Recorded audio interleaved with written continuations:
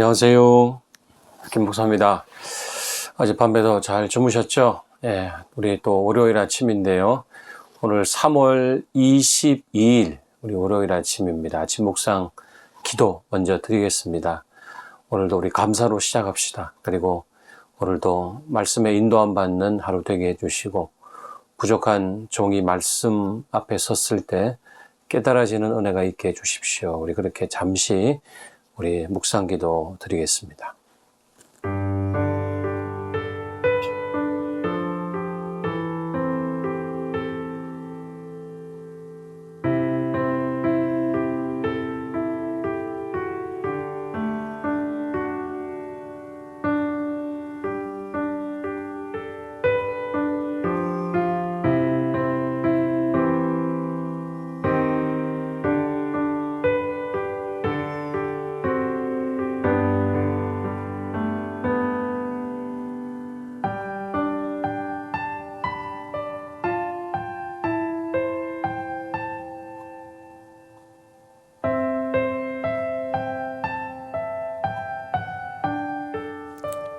예수님 이름으로 기도합니다.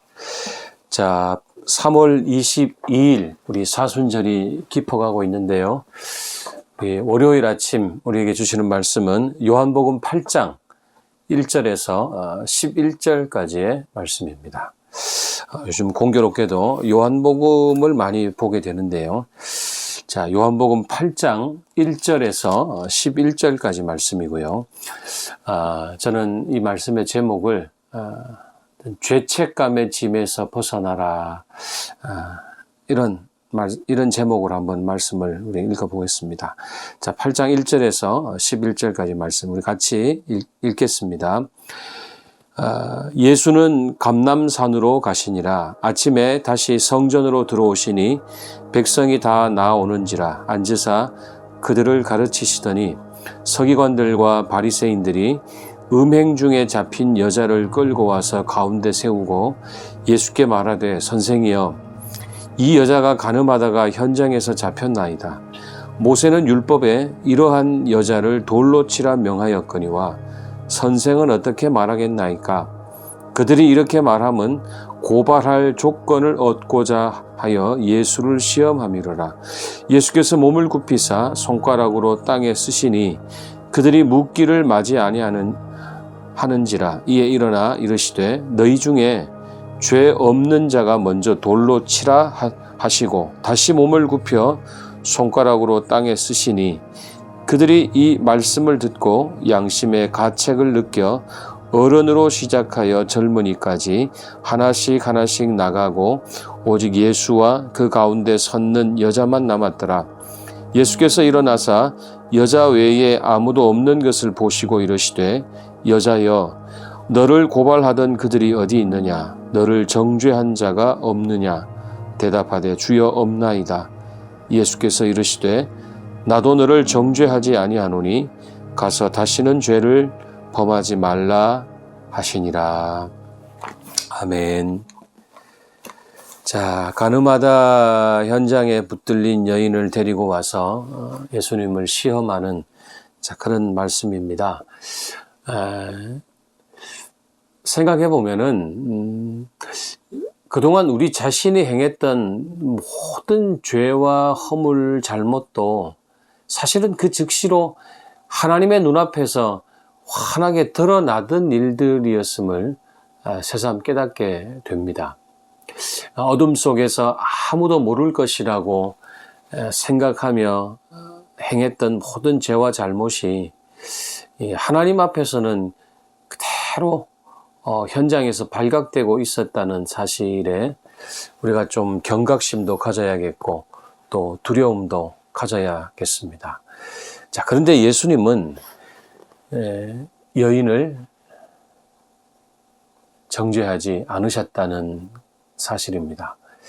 죄에 대한 변명을 요구하시거나 또 죄책감을 불러일으키는 어떠한 책망도 하지 않으셨다는 것입니다.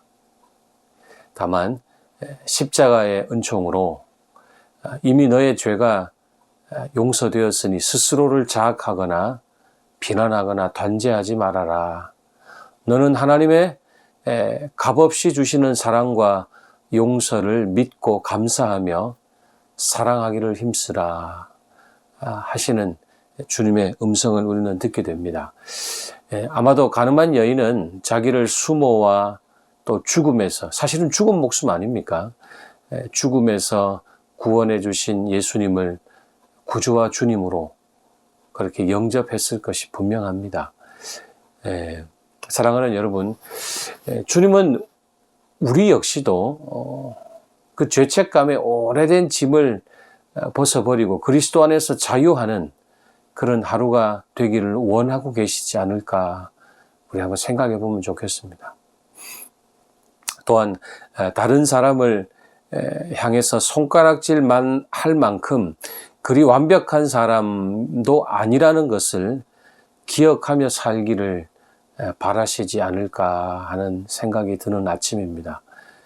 오늘 이 하루도 오직 주님 앞에 용서받은 죄인임을 겸손하게 고백하되 단 죄와 더불어 무감각하게 살지 말고 의롭게 살아갈 수 있는 힘을 달라고 기도하는 이 아침이 되면 좋겠습니다. 여러분, 신앙은 언제나 긴장이죠.